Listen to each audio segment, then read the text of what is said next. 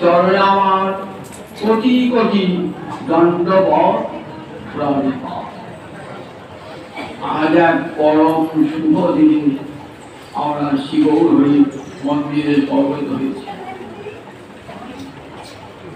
আজ কৃপাদণ্ড মহোৎসবের দিন, জ্যৈষ্ঠ মাসের শুক্লপক্ষের ত্রয়োদশী তিথিটি মনে রাখবেন। এটি স্মরণের যোগ্য ও পরমের যোগ্য, বৈষ্ণব জগতের কাছে স্মরণীয় পরমের। এই দিনটিতে নিতাই চাঁদ জগৎকে দেখিয়েছেন যে নিতাই চাঁদের করুণা ছাড়া কখনো গৌর হরিকে পাওয়া যায় না। আমার নিতাই পদ কোটি চন্দ্র যে ছায়ায় জগৎ জোড়া হেন নিতাই মিলে ভাই রাধা কৃষ্ণ পাইতে রায় নিরূপণী ধর নিতাই পায়। জগৎকে এই শিক্ষা দান করবার জন্যই এই কৃপারণ্য ইসলাম। নিতাই চাঁদের দণ্ডমান্ত কৃপা, দণ্ডমাত্র শাস্তি। আমরা দণ্ডবর্ষ বলে কি হবে, তারপরে শাস্তি দান করবে। হ্যাঁ, শাস্তি এটা কৃপারণ্য মহোৎসব। কোথায় হয়েছিল? 24 পরগনা জেলার পানিহাটি গঙ্গার তীরে বটবৃক্ষের মূলে নিতাই চাঁদ এসেছেন গৌর দেশে কৃষ্ণ নাম প্রচার করতে। জগতের দ্বারে দ্বারে কৃষ্ণ নাম প্রচার করবেন। হরে কৃষ্ণ কৃষ্ণ কৃষ্ণ হরে হরে, হরে রাম রাম রাম হরে হরে। এই দিনটিতে যুবতীতে বুঝাতেন বটবৃক্ষ বলে তাকে কৃপা করবার জন্য ছয় গোস্বামীর অন্যতম রঘুনাথ দাস গোস্বামীকে কৃপা করবার জন্য। জয় রূপ সনাতন ভট্ট রঘুনা শ্রীজীব পায় ভট্ট দাসের রঘুনা। এই ছয় গোসাইয়ের করি চরণ বন্দন, যাহা হইতে বিঘ্ন না আসে অভীষ্ট পূরণ। এই ছয় গোসাইয়ের অন্যতম হলেন রঘুনাথ দাস গোস্বামী। কোথায় বাড়ি ছিল? হুগলি জেলার আদি সপ্তগ্রাম। বাবার নাম ছিল গোবর্ধন দাস, জাতিতে কায়স্থ। জ্যাঠামশাইয়ের নাম ছিল হিরণ্য দাস। বাপ জ্যাঠার একমাত্র সন্তান এই রঘুনাথ দাস গোস্বামী। বাপ জ্যাঠার একমাত্র অঢেল সম্পত্তির অধিকারী। তখনকার দিনে জমিদারি থেকে আয় হতো 20 লক্ষ টাকা। সেই 20 লক্ষ টাকার মধ্যে 12 লক্ষ টাকা দিত তো নবাব সরকারকে, 8 লক্ষ টাকা থাকতো। বুঝুন একবার, সেই 8 লক্ষ টাকা আজকে দিনে কত হয়? 800 কোটি হয়ে যাবে। আজকে এত বড় সম্পত্তি, এতে রাজস্ব থেকে আলাদা। তখন সরস্বতী নদী প্রবাহিত ছিল, ওখানে বিদেশি জাহাজ আসতো, সেই বাণিজ্য শুল্ক পেতেন এই হিরণ্য দাস এবং গোবর্ধন দাস। আবার নিজেদের প্রচুর জমি জমা সম্পদ ছিল, সেখান থেকে অর্থ আসতো। তাহলে বুঝলাম কত রাজা মহারাজার মতন সম্পদের অধিকারী, আর তাদের একমাত্র সন্তান রঘুনাথ দাস গোস্বামী। কি রঘুনাথ দাস গোস্বামী তো আসলে তুলসী মঞ্জরি, রাধারানীর সেবা করা সখী তুলসী মঞ্জরি। তিনি তো হয়েছেন এই গোসাই পাতা, সবাই তো মঞ্জরি, তিনি হয়েছেন আর কি রঘুনাথ দাস গোস্বামী। জগৎকে শিক্ষা দান করতে তাদের সিদ্ধ হইয়াছেন। জগৎকে শিক্ষা দান করবার জন্য তাদের সাধনা কিছু নাই, শুধু আমাদেরকে শেখাবার জন্যই তাদের সাধনা ছয়। তাকে সিদ্ধ হইয়াছেন। আর রাধারানীর সেবা করা সখী নাম তুলসী মঞ্জরি। আর এখন ছয় গোসাইয়ের এক গোসাই রঘুনাথ দাস গোস্বামী।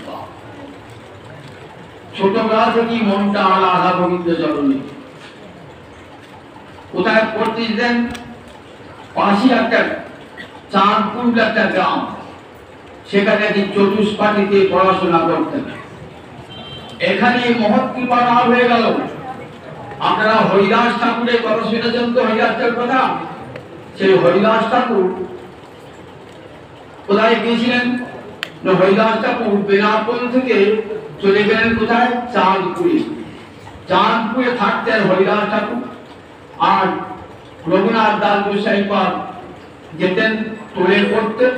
এইখানে রঘুনাথ দাস গোসাইকে প্রণাম জানাতেন, তার কৃপার পরশ পেয়েছিলেন।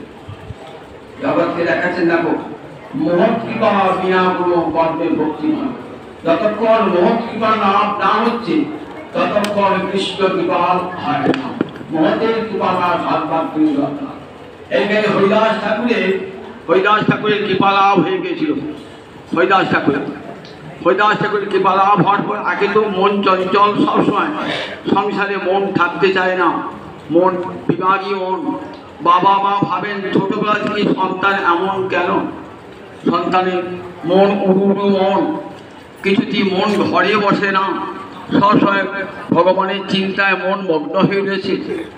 পিতামাতা চিন্তায় বললেন একমাত্র বংশধর, এত অঢেল সম্পত্তি আমাদের অবর্তমানে কে ভোগ করবে? এই ভাবনা চিন্তায় জ্যাঠা এবং পিতা দুজনই উদ্বিগ্ন।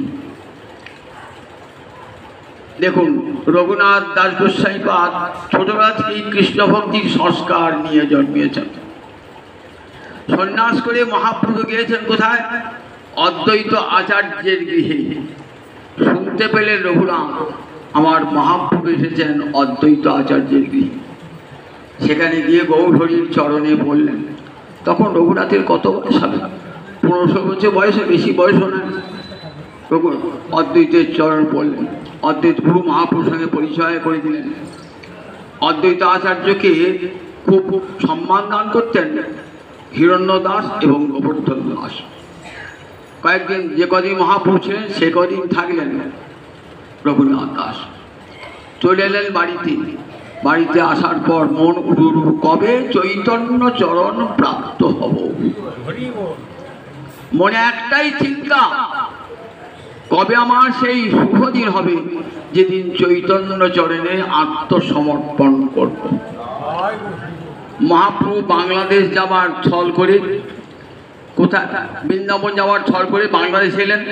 বৃন্দাবন যাওয়া হলো না, আবার ফিরে আসছেন। ফিরে যাওয়ার সময় আবার অদ্বৈত আচার্যের গৃহে কয়েকদিন অবস্থান করলেন। শুনতে পেলেন যে অদ্বৈত আচার্যের গৃহে মহাপ্রভু এসেছেন। পিতামাতার অনুমতি নিয়ে, সঙ্গে লোক নিয়ে গেলেন কোথায়? অদ্বৈত আচার্যের গৃহে। নির্জনে মহাপ্রভুকে পেয়ে নিজের মনের কথা বলছেন, প্রভু আমার যে মন সংসারে থাকতে চায় না, আমাকে খুবই কৃপা করো প্রভু, আমি যেন তোমার চরণে চিরকালের জন্য আত্মসমর্পণ করতে পারি। মহাপ্রভু মাথায় হাত বুলিয়ে আশীর্বাদ করলেন যে দেখো, স্থির হও, ঘরে যাও, না হও বাতুল, ক্রমে ক্রমে পায়ে রোগ ভব সিন্ধুকুল। মর্কট বৈরাগ্য না করিহ লোক দেখাইয়া, যথাযোগ্য বিষয় ভুঞ্জ অনাসক্ত হইয়া। মাথায় হাত বলে, দেখো তুমি এখন বাল্যকাল, তোমার যৌবন অবস্থা, এই অবস্থায় দেখো এখন সংসার ত্যাগ করতে চেও না, ঠিক যথা সময়ে এখন তুমি সংসার ত্যাগ করবে, আমি তোমাকে আমার কাছে চেয়ে নেবো, ঠিক সময় আসবে। বাবা যে চতুর্দিকে পাহারাদার রেখে দিয়েছে, আমাকে বার হতে দেয় না।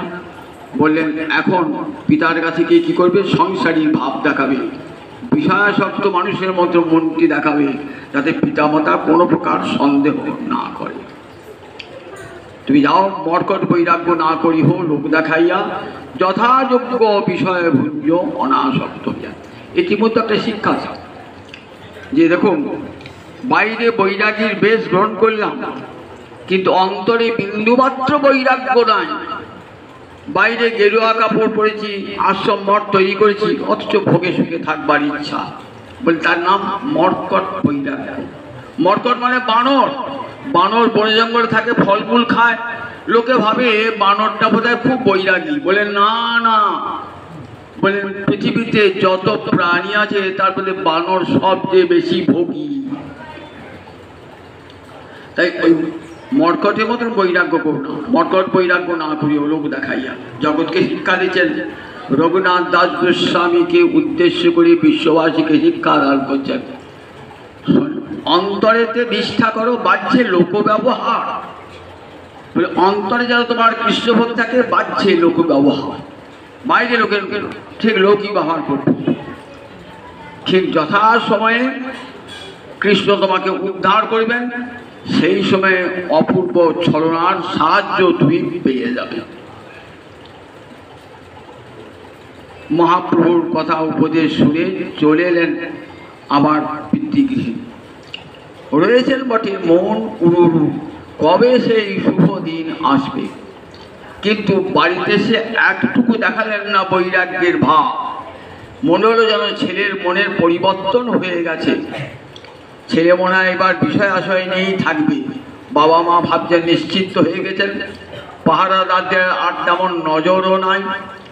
ইতিমধ্যে তার বিবাহ দিয়েছেন। ইন্দ্রসম ঐশ্বর্য, অপ্সরাসম স্ত্রী, দুটোই তো ভোগের বিষয়। কামিনী আর কাঞ্চন দুটি তো মানুষকে প্রলুব্ধ করবার পক্ষে দুটি যথেষ্ট, আর কিছু প্রয়োজন নাই। কামিনী এবং কাঞ্চন দুটি আছে। কিন্তু দেখুন, যার মন চৈতন্য চরণে, জগতে কামিনী কাঞ্চন তাকে কি আটকিয়ে রাখতে পারে?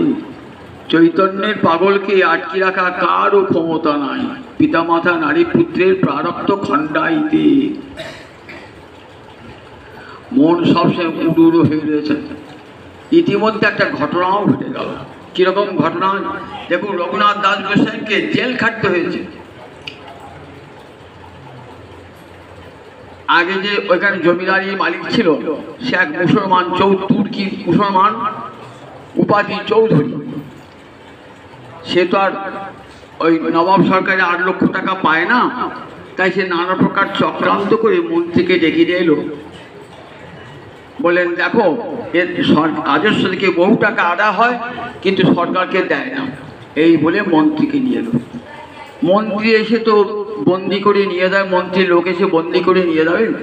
এই ভয়ে হিরণ্য দাস আর গোবর্ধন দাস গ্রেপ্তার হবার ভয়ে পালিয়ে গেল। বাড়িতে একা রয়েছেন রঘুনাথ দাস গোস্বামী। রঘুনাথকে মন্ত্রীর লোক এসে ধরে নিয়ে গেল, কারাগারে ভর্তি করতে। কারাগারে রয়েছেন, ভাবছেন কবে কারাগার থেকে বন্দি পাবো। মনে মনে ভাবছেন, একটা উপায় অবলম্বন করলেন। একদিন বলছেন সেই তুর্কি মুসলমানকে যে, দেখো, আমার পিতা আর তুমি, তোমরা তো ভাই ভাই ভাই, তা আমিও তোমার তো পুত্র শুনল, তা আমাকে আমার উপর নির্যাতন করছো কেন? তোমাদের ভাইয়ে ভাইয়ে একদিন মিল হয়ে যাবে, অথচ আমার উপর তোমার যে অত্যাচার সেটা কিছু থেকে যাবে। আমি তোমার পুত্র সময়। এই বলাতে সেই তুর্কি মুসলমানের মনটা গলে গেল। তখন উজিরকে, মন্ত্রীকে ডেকে আবার কি করলেন, কারাগার থেকে মুক্তি দান করলেন। এই তুর্কি মুসলমানের সঙ্গে একটা বন্দোবস্ত মীমাংস হয়ে গেল। তাকে কিছু টাকা দেওয়ার সঙ্গে সঙ্গে হিরণ দাস গোবর্ধন দাস ফিরে এলেন। এইবার যতবার পালাতে, আর কিন্তু বাড়ির ভিতরে থাকেন না রঘুনাথ দাস। কোথায় থাকেন? বাড়িতে দুর্গোৎসব হতো, সেই দুর্গা মণ্ডপ আছে, সেই দুর্গা মণ্ডপে থাকেন। সেখানে পাহারাদার রেখে দিয়েছেন।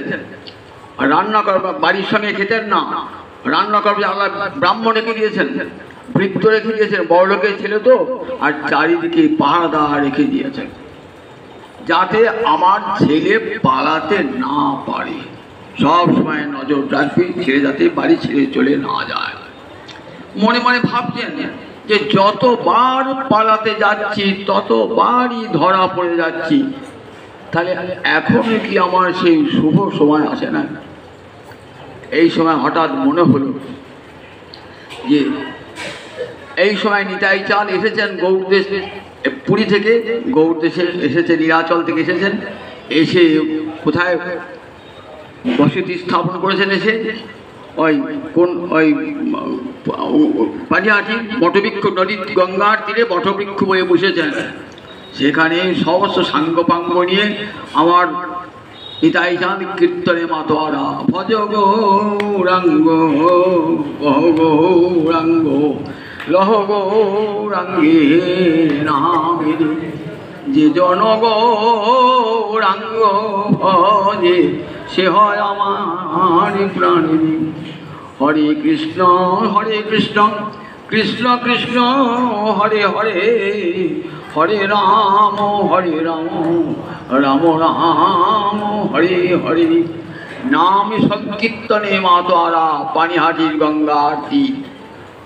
আর নিতাই চাঁদ যেখানে সেখানে লক্ষ লক্ষ মানুষকে ভালোবাসলে কেমন হয় দেখো। নিতাই চাঁদের মতন এমন উদার প্রাণ মানুষ তো জগতার নাই, কোনো বাদ বিচার নাই। সকলকে কৃপা করছেন আমার নিতাই চাঁদ, দুই হাত তুলে সকলকে আশীর্বাদ করছেন, নিজের বুকে ধরে আলিঙ্গন করছেন। সবাই কি বলছে, একবার কৃষ্ণ বলো, ওই কলিহত জীবী একবার কৃষ্ণ বলো। সবাইকে ব্রাহ্মণ চণ্ডাল ক্ষত্র প্রেমের বন্যা নিয়ে এসছে নিতাই না। নিতাই গুণমণি আমার, নিতাই গুণমণি আনিয়া প্রেমের বন্যা ভাসালো রবণী। প্রেমের বন্যা লইয়া নিতাই আইলা গৌর দেশে, ডুবিল ভক্ত গণ দিনহীন ভাসে।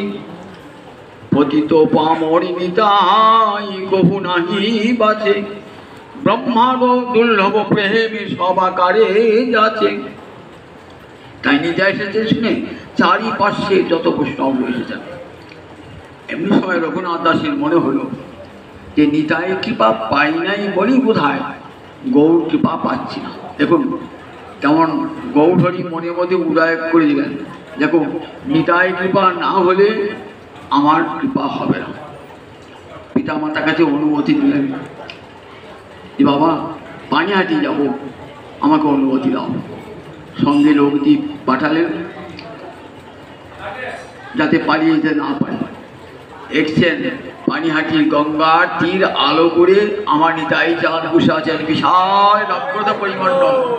নিতাই চাঁদের বর্ণ সূচন আজানুলম্বিত ভুজৌ কনকাবদাত সংকীর্তনৈক পিতর কোমলায়তাক্ষ বিশ্বম্ভর দ্বিজবর যুগধর্ম পালৌ বন্দে জগৎপ্রিয় করৌ করুণাবতার।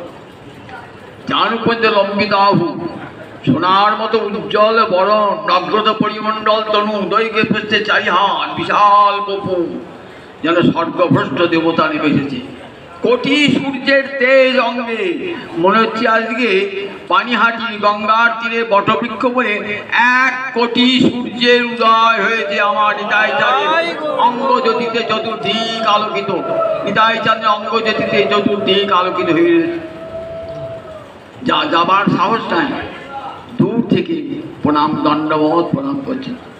কেন সাহস নাই দূর থেকে? যে তোমাকে অবজ্ঞা করে আমি গৌরহরির চরণ পেতে গেছি। তো গৌরহরির চরণ তোমারই সম্পদ। শাস্ত্রে বলেছে কৃষ্ণ কার সম্পদ? অকিঞ্চন বিত্ত, যার কিছুই নাই নিষ্কিঞ্চন, তারই সম্পদ আমার গৌরহরির গোবিন্দের চরণ। তাই সে মহতের কৃপা ছাড়া কখনো গৌর গোবিন্দের চরণ পাওয়া যায়? নিতাই চাঁদের কৃপা ছাড়া হেন নিতাই বিনে রে ভাই রাধা মাধবে পাইতে নাই, ধীর করি ধরো নিতাই পায়। কার গান? নরোত্তম ঠাকুর, নিত্যানন্দের অবতার। নিতাই চাঁদ যেমন উদয় করে এসেছিলেন নরোত্তম রূপে, নিতাইয়ের করুণা হবে ব্রজে রাধা মাধব পাবে, নিতাই পদ সদা করো দাস। নিতাইয়ের করুণা হলে গৌরকে পাওয়া যাবে, তারই করুণা হলে ব্রজে রাধা মাধবকে পাওয়া যাবে। কেন? নিতাই হলে আশ্রয় তত্ত্ব জগৎ গুরু। বলে যেখানে যত গুরু দেখবে জানবে সব আমার নিতাই চাঁদের প্রকাশ। জগতের যত গুরু নিতাই চাঁদের জগৎ প্রকাশ। তাই নিত্যানন্দ জগৎ গুরু। গুরু কৃপা না পেলে কখনো ভগবানকে পাওয়া যায় না। এটি ভালো করে কান পেতে শুনে রাখুন। গুরু কৃপা ছাড়া কখনো গোবিন্দ লাভ হয় না। আল ডিঙিয়ে কখনো ঘাস খাওয়া যায় না। গুরুকে তুচ্ছ করে কখনো গোবিন্দ প্রাপ্তি কারো জীবনে ঘটে নাই। তাই জগৎগুরু রঘুনাথ দাস গোসাই মনে সেই উদয়টা হয়েছে। দূর থেকে প্রণাম করছেন অতি সংকোচে। সেবক দেখেছে, ওই দেখো কে প্রণাম করছে, রঘুনাথ তোমাকে প্রণাম করছে। নিতাই চাঁদ বলছেন, আয় আয় চোরা আয় দিলি দর্শন, আজ লাগ পায়েছি তোরে করিমু দণ্ডন। ওরে চোর, দেখ পালিয়ে পালিয়ে বেড়াচ্ছিস, আজ আমি আমার হাতে ধরা পড়ে গেছিস চোর, আমি তোকে দণ্ডদান করব। এত বড় বড় লোকের ছেলে চুরি করতে যাবে কেন? চুরি করে তো গরিব লোকেরা চুরি করে। রঘুনাথ দাস গোসাই বাবার সম্পদের সীমানায় চুরি করতেন, তাই চোরা বললেন কেন? কারো সম্পদ না বলে যদি কেউ নেয়, আপনার জিনিস আমি না বলে নিলাম, চোর বললেন। তাই গৌরচরণ কার সম্পদ? নিতাই চাঁদের সম্পদ। নিতাইকে না বলে গৌরচরণ পেতে গেছে। তাই আরে আরে চোরা আজ দিলি দর্শন, আজ লাগ পাইয়াছি করিমু দণ্ডন। তোকে আজ দণ্ডদান করবো। চোরকে ধরলে শাস্তি দান করতে হয়, তোকে আজ দণ্ডদান করবো। তুই আমার সম্পদ আমাকে না বলে গেছিস, দণ্ডদান করতে। রঘুনাথ দাঁড়িয়ে আছেন দূরে, কত অপরাধ করেছেন ভাবকারী, কত অপরাধ করেছেন। কি দণ্ড দেবে প্রভু? যা দণ্ড দেবে মাথা পেতে নেবো। নিবি তো? তাহলে দেখ আমার সঙ্গে কত কাঙাল ফকির এসেছে তো। চিরা যদি ভক্ষণ করা হমরে গণে, সবাইকে চিড়ে দই খাওয়াও। কত কাঙাল ফকির রয়েছে আমার সঙ্গে, এটাই তোমার দণ্ড, চিড়ে দই খাওয়া। খুব আনন্দ। আমার বাবা বিষয়ী, তার বিষয়ে গোবিন্দ সেবায় ভক্ত সেবায় লাগবে, খুব আনন্দ। ভক্তজন হলে কি চায়? যে আমার সম্পদ অপব্যয় হলো না, গৌর গোবিন্দ সেবায় ভক্ত সেবায় লেগে গেল। লোক পাঠালেন, যাও নিতাই চাঁদের সঙ্গী যারা আছেন তাদেরকে চিড়ে দই খাওয়াতে হবে। চিরা যদি ভক্ষণ করহ মোর করে। সঙ্গে সঙ্গে গ্রাম থেকে লোক এলো, একবারে গাড়ি গাড়ি চিড়ে, হাঁড়ি হাঁড়ি দই এসে গেল, কলা মিষ্টি এসে গেল একবারে পানিহাটির গঙ্গার তীরেতে। শুনলেন নিতাই চাঁদের সেখানে দণ্ড মহোৎসব হচ্ছে। এই শুনে পাশাপাশি গ্রাম থেকে সব এসেছেন কলা সন্দেশ দধি চিরা বেচতে এসেছে সব একধার থেকে। কত লোক সঙ্গে সঙ্গে চতুর্দিকে রটনা হয়ে গেছে। আজ গঙ্গার তীরে, পানিহাটির গঙ্গার তীরে রঘুনাথকে কৃপাদণ্ড দান করছে আমার নিতাই চাঁদ প্রভু। কতজন চিড়ে বিক্রি করতে এসে চিড়ে বিক্রি করতে আবার চিড়ে খেয়ে যাচ্ছেন, কলা বিক্রি করতে আবার খেয়েও যাচ্ছেন, দই বিক্রি করতে এসে দই খাচ্ছেন। কে আনছে কে খাচ্ছে না। ওরে বাপ রে বাপ, বহু লোকের সমাবেশ, বলে যে প্রথম বৈষ্ণব সম্মেলন। কত খ্রিস্টাব্দ দেখে নিন, 923 বঙ্গাব্দে, আজ থেকে 509 বছর আগে। আজ থেকে 509 বছর আগে পানিহাটি গঙ্গার তীরে এই দণ্ড মহোৎসব।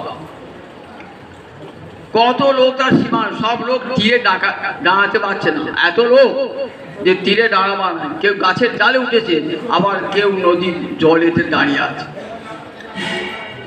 বড় বড় মাটির গামলা আনা হলো, আর 300-400 একেবারে মালসা আনা হলো। 300-400 মালসা, চিড়ে দই কলা মিষ্টি সব মাখানো হয়েছে। একটায় দুধ চিড়ে, একটা দই চিড়ে, একটা দুধ চিড়ে, একটা দই চিড়ে, প্রত্যেককে 2 মালসা করে। প্রত্যেক যত লোক এসেছে প্রত্যেককে একটা দুধ চিড়ে একটা দই চিড়ে করে 2 মালসা সব দিয়েছে। সবাই খেতে পারছে না কেন? এখন আমার নিতাই চাঁদে ভোজন হয় নাই, গৌরহরি ভোজন হয় নাই। যতক্ষণ গৌরহরি ভোজন না হবে তো কারো ভোজন হবে না। তাই একবার ভজপতি উদ্ধারণ শিবৌর হরি, শিবৌর হরি নব দ্বীপ বিহারী, দীন দয়াময় হিতকারী। অদ্বৈত প্রভুকে গৌরহরিকে আনতে আছেন। জয় শচীনন্দন কর অবধান, ভোগ মন্দিরে প্রভু আমার কর বয়ান। 3 দিন খাও নাই প্রভু, 3 দিন খাও নাই, রাত দেশে ঘুরে বেড়াচ্ছি, উপবাস আছো প্রভু। আজ আমার গৃহে তোমার ভিক্ষা দেবো, আমি দাঁড়িয়ে অপেক্ষা করে আছি কখন তুমি আসবে, তোমাকে আজ ভিক্ষা দেবো। আমার আনার বহু আজ আমার ঘরে আনন্দে সীমানায় চিরদিনও মাধব মন্দিরে মোর, যেমন রাধা রেখেছিলেন তেমনি করে অদ্বৈত বহু নৃত্য করছেন। বৃদ্ধ অদ্বৈত আচার্য নৃত্য করছে। তাই গৌরহরি আসেন নাই তো। গৌরহরি কোথা তখন? গৌরহরি নীলাচলে, গৌরহরি নীলাচলে। নিতাই চাঁদ মনে মনে ডাকছেন, নিতাই চাঁদ ও গৌরহরি তুমি এসে ভোজন করো আগে। নিতাই চাঁদ ডাকছে, তুমি এসে ভোজন করো। দেখুন গৌরহরি এসেছেন কোথা থেকে? নীলাচল থেকে এসেছেন। সবাই কিন্তু দেখতে পাচ্ছেন না, কে দেখছেন? নিতাই চাঁদ দেখছেন।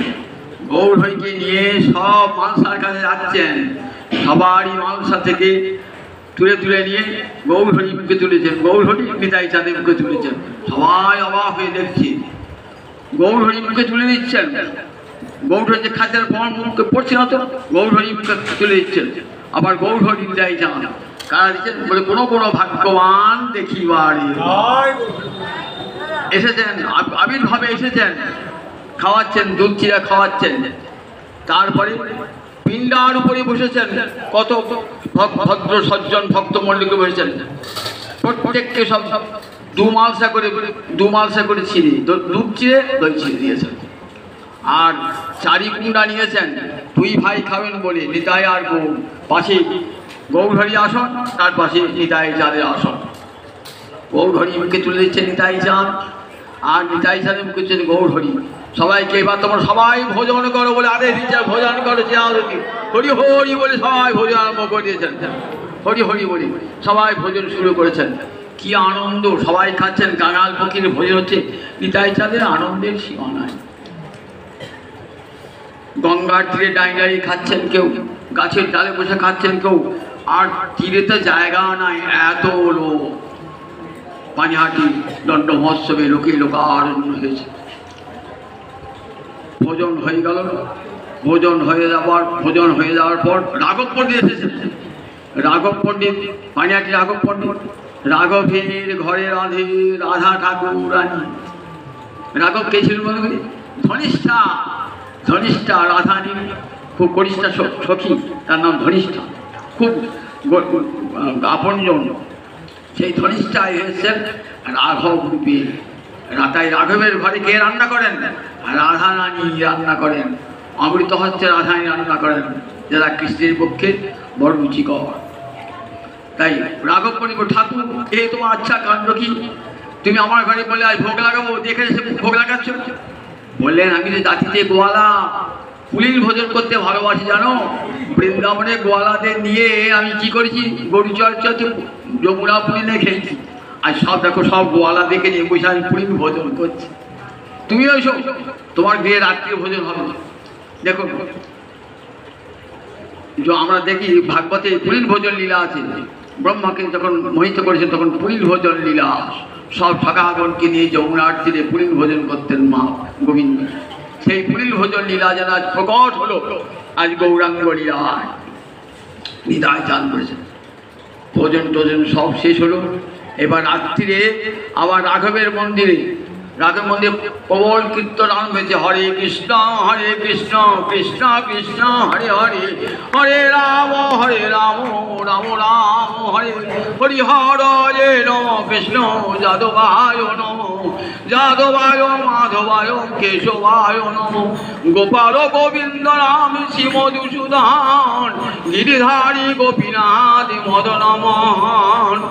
আমার 2টি বাহু তুলে দায় নাচছেন, গৌর নাচ সবাই দেখছেন, গৌর হরিও নাচছেন সবাই দেখছেন না, কিন্তু দেখছেন গৌরহরি নিতাই চাঁদের পাশে পাশে যেন কার নাচ নৃত্যের শব্দ উঠছে। নিতাই চাঁদ দেখছে আবার পাশে গৌরহরি। রাত্রে ভোজন হলো, রাত্রে নিত্য কীর্তনের পর ভোজন হলো, গৌরহরিকে খাওয়ালেন।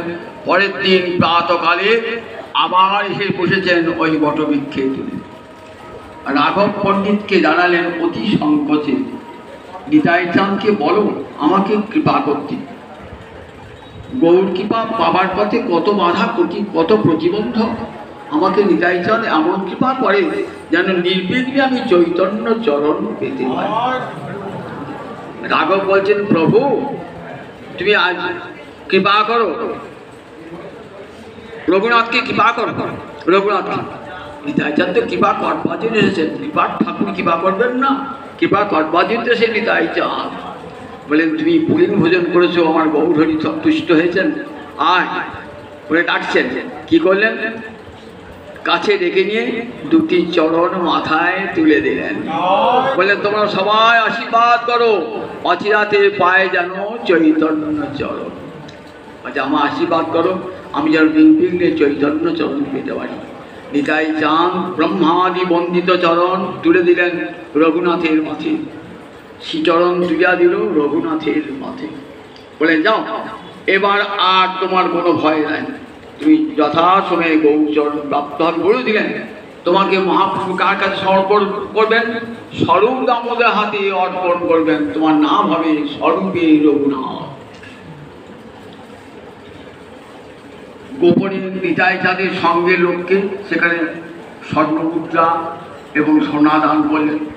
জানি তাই তাদের সঙ্গে যারা এসে প্রত্যেককে মুদ্রা দান করে বৈষ্ণবকে সেবা দেওয়ার জন্য অর্থ দান করলেন, করে ফিরে গেলেন। নিতাই চাঁদের কৃপা লাভ হয়ে গেছে তো, এইবার আর চিন্তা নাই। মনে ভাবে এইবার শুভ দিন আসবে, আমি যখন নিতাই কৃপা পেয়েছি, এইবার গৌর কৃপা পেতে আর দেরি হবে না। গৌরহরি কৃপা পাওয়ার জন্য উদ্বিগ্ন হয়েছেন। চারিদিকে এমন পাহারা রেখে দিয়েছেন পিতামাতা, যাতে এক মুহূর্ত কোনো মতে যেতে বাড়তে না পারে। চতুর্দিকে পাহাড়া দাঁড়িয়ে আছেন, সারা দিকে আছেন, কিন্তু কৃষ্ণমায় কি না হয়, যত পাহাড়াদারি রাখুক না কেন, কৃষ্ণের ধন কৃষ্ণের কাছেই যাবে, কেউ আটকাতে পারবে না। গুরুদেব এসেছেন, যদুনন্দন আচার্য গুরুদেব মা রাতে এসেছেন, তখন আর চারিদণ্ড বাকি, রাত শেষ হতি।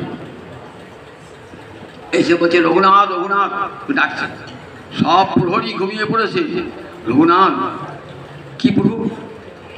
আমার যে বাড়ির যে সেবক ছিল না, পুরোহিত ছিল না, রাধা গোবিন্দের সেবা করতো, সে জবাব দিয়ে কাল থেকে আসবে না, তুমি একটু বলো। বলে, ঠিক আছে প্রভু, যাচ্ছি। এই বলে গুরুদেবের সঙ্গে বেরিয়ে এলেন। সবাই নিয়ন্ত্রিত। গুরুদেবের সঙ্গে কিছু এসে বলছেন, গুরুদেব আপনি ফিরে যান, আমি সেবককে জানিয়ে দিচ্ছি, যথাসময়ে সেবক যাবে সেবা করতে। এই বলে দেখলেন এই উপায়, আর উপায় আর এই একমাত্র গোবিন্দ উপায় দিয়ে দিয়েছেন। ছল করে আমার গুরুদেব, গুরু ছাড়া কে কৃপা করবে? গুরুদেব কৃপা করে আমাকে ঘরের বার করে দিলেন। ছুটছুটে পাগলের মতো ছুটছেন, পায়ে হাঁটা পথ, পুরী যাচ্ছেন, পায়ে হাঁটা পথ। একদিনে 15 কোষ রাস্তা, 15 কোষ রাস্তা, মানে 30 মাইল রাস্তা একদিনে। এমনি করে 12 দিন লাগলো, মাঝে 3 দিন খেয়েছেন, 12 দিন ছুটেছেন। ক্ষুধা তৃষ্ণা সব দূর হয়ে গেছে। কতক্ষণে চৈতন্য চরণ পাবো। পুরী ধামে গিয়ে গৌরহরির চরণে পড়েছেন। মুকুন্দ দত্ত বলছে, প্রভু এইরকম রঘুনাথ এসে গেছে। তখন দেখো রঘুনাথ কৃষ্ণকৃপা বলিষ্ঠ সব হইতে, কৃষ্ণকৃপা এত শক্তিশালী, দেখো বিষয় খুব হতে তোমাকে মুক্ত করেছে। বলে, বাবু কৃষ্ণকে জানি না, তোমারই কৃপায় আমি সংসার কূপ থেকে মুক্তি পেলাম। গোবিন্দ বলে, গোবিন্দ স্নান করতে কদিন খায় নাই, রঘুনাথ তুমি স্নান করিয়ে প্রসাদ পাওয়া। পুরী সমুদ্রে স্নান করে এসে মহাপ্রভু অবশেষ পাত্র দিলেন রঘুনাথ। রঘুনাথকে স্বরূপ দামোদরকে ডেকে বললেন, শোনো স্বরূপ দামোদর, আজ থেকে রঘুনাথ তোমার কাছে থাকলো, যা কিছু সাধ্য সাধন তত্ত্ব সব তুমি রঘুনাথকে শেখাবো। স্বরূপ দামোদর মহাপ্রভু একবারে প্রিয় সঙ্গী। স্বরূপ দামোদর কী করতেন? রঘুনাথ দাস গোস্বামীর সমস্ত সাধ্য সাধন তত্ত্ব শেখাতেন। একদিন ইচ্ছা হলো যে প্রভু তোমার মুখে শুনতে চাই, আমাকে সংসার ছাড়ে প্রভু, কি আমার কর্তব্য, আমি তো কিছুই জানি না। বলেন তোমাকে তো স্বরূপের হাতে তুলে দিয়েছি, স্বরূপকে প্রভু তোমার মুখ থেকে শুনতে চাই। তখন মহাপ্রভু কি বলেন দেখুন, গ্রাম্য কথা না শুনিবে, গ্রাম্য কথা না কহিবে, ভালো না খাইবে আহার, ভালো না পড়িবে, অমানি মানদ হইয়া কৃষ্ণ নাম লবে, ব্রজে রাধা কৃষ্ণ সেবা মানসে করিবে। এই চারটে বয়ারে কেমন সুন্দর কথাটি বললেন। গ্রাম্য কথা না শুনিবে, গ্রাম্য কথা না করবে, মানে বিষয় কথা শুনবে না কান দিয়ে, বিষয় কথা বলবেও না। ভালো না খাইবে, ভালো না করে, ভালো মন্দ খেয়ে ইন্দ্রকে পুষ্ট করো না, তাহলে গোবিন্দ সেবা হবে না, মন চঞ্চল হবে। লজ্জা নিবারণে যেটুকু পোশাক দরকার সেটুকু। ভালো না খাইবে আহার, ভালো না পড়িবে, অমানি মানদ হইয়া কৃষ্ণ নামে রবে।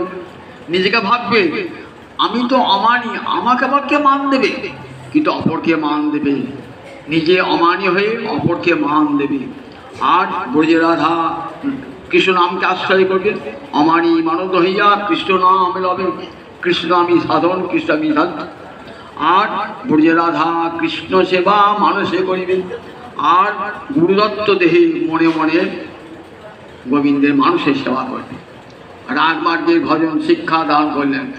রাগমার্গের ভজনের দুটো রূপ, বাজছে সাধক দেহে গড়ে শ্রবণ কীর্তন, অন্তরেতে সিদ্ধ দেহ করিয়া ভাবন, রাত্রি দিনে চিনতে ব্রজে কৃষ্ণেরও সেবন। এটি রাগমার্গের ভক্তি। যারা বৃন্দাবনে যাত্রী তারা এই রাগমার্গের ভক্তি আর রাধা গোবিন্দের পূজ্য সেবা পাওয়ার জন্য। এই চারটি কথা সব বলা হয়ে গেল। রঘুনাথ স্বরূপদামদের কাছে থাকেন, সেখানে পিতার খুঁজে খুঁজে লোক পান নাই, লোক পাঠিয়েছেন। পরে শিবানন্দ সেনের কাছে শুনতে পেলে আমার ছেলে পুরীধামে গিয়েছে।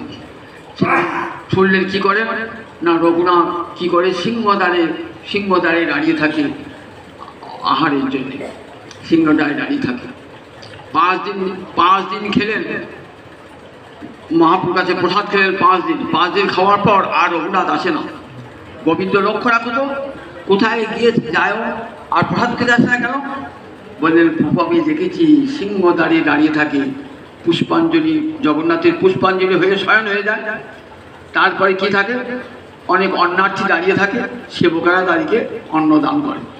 সিংহদ্বারে গিয়ে ভোজের সাথে অনেক রাত্রি গিয়ে দুটি অন্ন ভোজন করে, সিংহদ্বারে দাঁড়িয়ে থাকে। ও সিংহদ্বারে দাঁড়িয়ে থাকে, বেশ ভালো হয়েছে।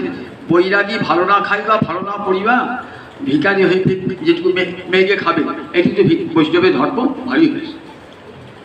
এদিকে বাবা পাঠিয়েছেন, প্রচুর টাকা পাঠিয়েছেন, ছেলের সে খেতে পায় না বলি আজকে সিংহদ্বারে দাঁড়িয়ে থাকি। বাবার তো মনে কষ্ট হয়, আমার এত অঢেল সম্পত্তি, আমার ছেলে সিংহদ্বারে দাঁড়িয়ে ভিক্ষাবৃত্তি করছে। টাকা দিলেন না, আমার পিতা বিষয়ে তার টাকা দেবো না। মহাপ্রভুকে খাওয়াবার ইচ্ছা, খাওয়াতে কিন্তু পয়সা চাই না। মহাপ্রভুকে বলেন মাসে 2 দিন ভোজন করবে আমার কাছে প্রভু। বলেন বেশ তাই হবে। 2 দিন ভোজন করতে কি লাগে, 8 আনা পয়সা। এই 8 আনা করে 2 বছর নিলেন, 8 আনা করে, মানে মোট 12টি টাকা নিলেন। নিয়ে মহাপ্রভু বলেন, তারপর নিমন্ত্রণ করেন। মহাপ্রভু সবই যে জানেন, বলছে গোবিন্দ আমাকে আর রঘুনাথ নিমন্ত্রণ করে না কেন? তা বলছে প্রভু তুমি রঘুনাথের উপরতে যাও, বিষয়ীর অন্ন তো খাও না, সেটা জানি। বিষয়ীর অন্ন খাইলে মলিন হয় মন, মলিন চিত্তেতে না হয় শ্রীকৃষ্ণ স্মরণ। বলছি বিষয়ী লোকের অন্ন খেও না, কি হয় যে অন্নদাতা তার পাপ স্পর্শ করে যে ভোক্তা, দাতা ভোক্তা উভয় নরকে যায়, সেই জন্য কখনো বিষয়ীর অন্ন স্পর্শ করবে না, শাস্ত্রের নির্দেশ। বিষয়ীর অন্ন খাইলে মলিন হয় মন, মলিন মনেতে না হয় শ্রীকৃষ্ণ স্মরণ। ভালো হয়েছে, আর নিমন্ত্রণ করেন না। এইবার সিংহদ্বারে ভিক্ষাবৃত্তি বেশ্যারও আচার মহাপ্রভু, আর সিংহদ্বারেও দাঁড়ায় না, কারণ এটা মহাপ্রভুর কাঙ্ক্ষিত নয়। কি করেন, 3-4 দিন পর জগন্নাথের অন্ন গন্ধ হয়ে যায়, নর্দমায় ফেলে দেয়। সেখান থেকে রঘুনাথ তুলে আনেন ওই নর্দমার অন্ন, সেটিকে জল দিয়ে ধুয়ে লবণ দিয়ে খান, আর হরে কৃষ্ণ কৃষ্ণ কৃষ্ণ হরে হরে, হরে রাম রাম রাম হরে হরে, এই নাম সংকীর্তন করে। এমনি করে স্বরূপ দামোদরের কাছে সঙ্গে মহাপ্রভু অন্তরঙ্গ সেবা করেন। রঘুনাথ মহাপ্রভু অপ্রকট হয়ে গেল, স্বরূপ দামোদর অপ্রকট হয়ে গেল। ভাবেন এবার যাবো কোথায়? মহাপ্রভু একটা শিলা দিয়েছিলেন, গোবর্ধনের শিলা আর একটা গুঞ্জা মালা। বলছে রঘুনাথ এই শিলার সেবা করবে আর এই গুঞ্জা মালাটা পড়বে। শিলাটা দিল কেন গোবর্ধনের শিলা? বললেন আমার যেন মনে হলো আমার অপ্রকটে তুমি গোবর্ধনে যাবে, আর এই গুঞ্জা মালা দিলাম তোমাকে রাধারানীর চরণে আমিও অর্পণ করে দিলাম। মহাপ্রভু অপ্রকট, স্বরূপ দামোদর অপ্রকট, পাগল হয়ে ছুটছেন, আর আমি থাকবো না, আমার গৌরহরি চলে গেলেন, প্রাণনাথ চলে গেলেন, আমি বৃন্দাবনে গিয়ে মহাপ্রভু বাক্যটা রক্ষা করব, গোবর্ধনের তটে বসে সেখানে কি করবো, সেখানে প্রাণ পরিত্যাগ করব। রূপ সনাতন এসেছেন, রঘুনাথ এ দেহ তোমার নয়, এ দেহ তো গৌরহরির চরণে অর্পিত দেহ, সে দেহ তুমি ত্যাগ করতে পারো না, এ দেহ তুমি ত্যাগ করতে পারো না, এ তো গৌরহরি অপরের অর্পিত জিনিস, তোমার তাতে অধিকার আছে নাকি? নিয়ে এলেন রাধাকুণ্ডের তীরে, সেখানে রাধাকুণ্ডের তীরে একটি গোফা নির্মাণ করে দিলেন। একটা সেই কুটিরের মধ্যে থাকেন দিনরাত আর রাধারানীর ভজনা করেন, প্রাণ ভরে রাধারানী ভজনা করেন, নয়ন জলে বুক ভাসিয়ে ভজনা করেন রাধারানী। দেখেছেন রাধাকুণ্ডের কৃপা পেলে রাধারানীর কৃপা পাওয়া যায়। রাধাকুণ্ড আর রাধারানী অভিন্ন। একবার রাধাকুণ্ডে যেই করে স্নান, তারে কৃষ্ণ রাধা সম প্রেম করে দান। রাধাকুণ্ডে একবার স্নান গলিয়ে রাধারানীর সমান। গোবিন্দ যখন রাধারানী মান মানাতে পারত না, তখন ওই রাধাকুণ্ডের তীরে এসে পুষ্প নৈবেদ্য নিবেদন করত, রাধারানী যাতে মান ভেঙে যায়। রাধাকুণ্ড রাধানবী, ওই রাধাকুণ্ডের তীর কি আশ্রয় করছে রঘুনাথ দাস গোস্বামী, নয়ন জলে ভাসতেন। ও রাধে রাধে রাধে দয়া করো রে, রাধাকুণ্ডের তীরে বসে রাধে দয়া করো বলে, নয়নে জলে বুক ভাসায়ে গোসাই কাঁদে, রাধে দয়া করো বলে। ও রাধারানী, শুনেছি রাধাকুণ্ডে পড়ে থাকলে তোমার কৃপা পাওয়া যায়, সব ছেড়ে এসেছি তোমার চরণ পাবার আশায়।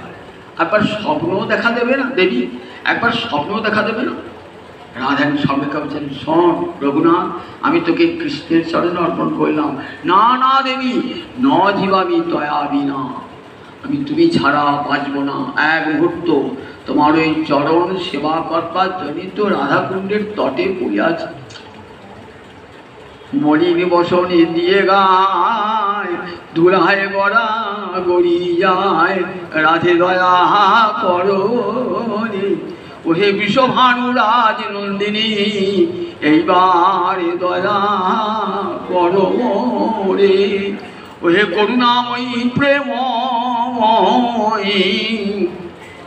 রাধে দয়া করো রে। একবার বর্ষার পানি চেয়ে কাঁদে, একবার যাবট পানি চেয়ে কাঁদে, গোবর্ধনের তটে বসে আর রাধে দয়া করো বলে, নয়নে জলে বুক ভাসায়ে রাধে দয়া করো বলে, নয়নে জলে বুক ভাসায়ে। রাজার ছেলে মলিন বসন দিয়ে গায়ে বুঝে ধুলায় গড়াগড়ি যাচ্ছেন। দেখেছেন ছায় গোস্বামীর কেমন সাধনা, এমনি না করলে কৃষ্ণ পাওয়া যায়। সব ছেড়ে আজও সেই রাধাকুণ্ডের তীর আছে, আজও রঘুনাথ দাস গোস্বামী স্মৃতি বহন করছে। নয়ন জলে বুক ভাসিয়ে রাধারানীকে দেখেছেন। রাধারানী স্বপ্নে দেখা দিচ্ছেন, স্বপ্নে দেখা দিয়ে বলছেন, স্বপ্নে দেখা দিয়ে বিলাসপুঞ্জে রাধা মাধবীর বিলাসে রাধারানী রাধা গোবিন্দ মিলনে আছেন। রাধারানী কত ভঙ্গিমায় নৃত্য করছেন, মাধবকে আনন্দান করছেন। দেখছেন সব কুঞ্জ কুঞ্জের পাতার পথে দেখছেন রাধারানী এত সুন্দর ভঙ্গিতে নৃত্য করছেন আর সুন্দর ভঙ্গিতে গান করছেন। রঘুনাথ মঞ্জরি দেহে, তুলসী মঞ্জরি দেহে দেখছেন আমার মাধবকে কত আনন্দ দান করছেন। গোবিন্দানন্দিনী রাধা গোবিন্দ মোহিনী অতএব সমস্ত হের পরা ঠাকুরানী। যে গোবিন্দ জগৎকে আনন্দ দান করে আর সেই গোবিন্দকে আনন্দ দান করে আমার রাধা রানী। দেখছেন কেমন করে আনন্দ দান করছেন। গোবিন্দ আমার প্রেমের বিহব্ব হয়েছে। রাধারানী নৃত্য শেষে বসেছেন, পালঙ্কে বসে আছেন। রাধারানী আলু থালু বেশ, চুলগুলি সব মুখের করেছে, কি সুন্দর।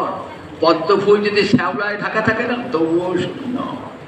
মহাকবি কালিদাস বলছেন সরসী যমন বিধ্বংসই বলে না কিরকম।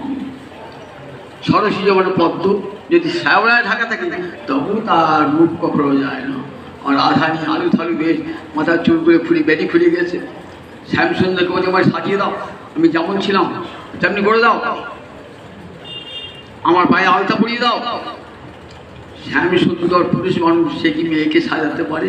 দাও দাও, রাধারানী তোমার চরণ আমি সাজিয়ে দিচ্ছি, তোমার চরণে আলতা পরিয়ে দিচ্ছি। চরণে আলতা নিয়েছেন, চরণটা ধরেই তো বিহব্বল। এমন সুন্দর চরণ জগতে কার বা আছে?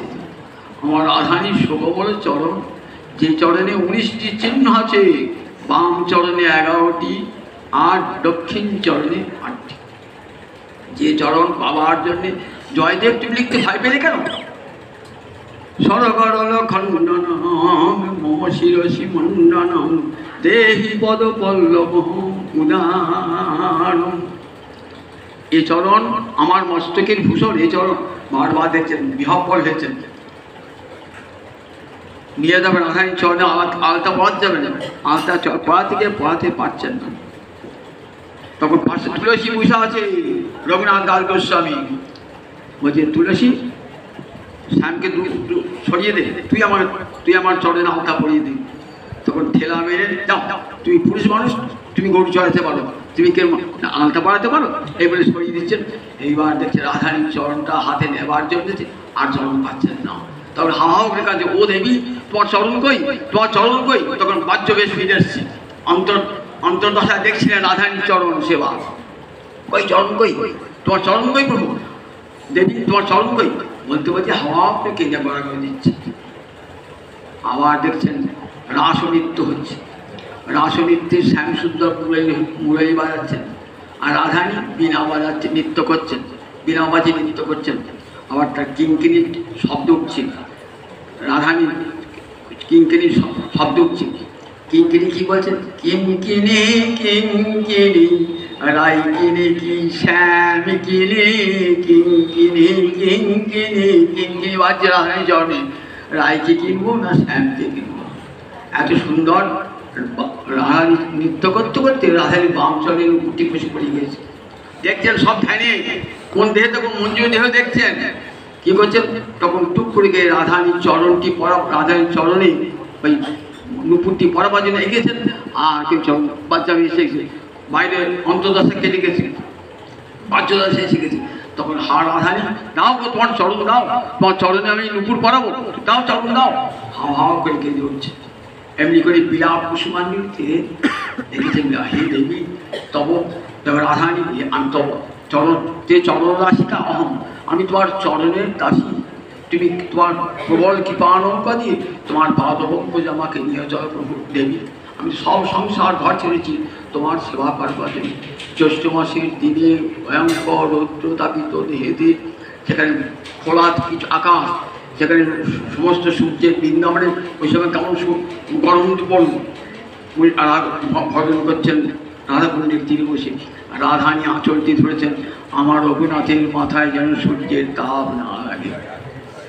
রাধারানী এমনি করে ভজন করছেন। কত গ্রন্থ লিখলেন।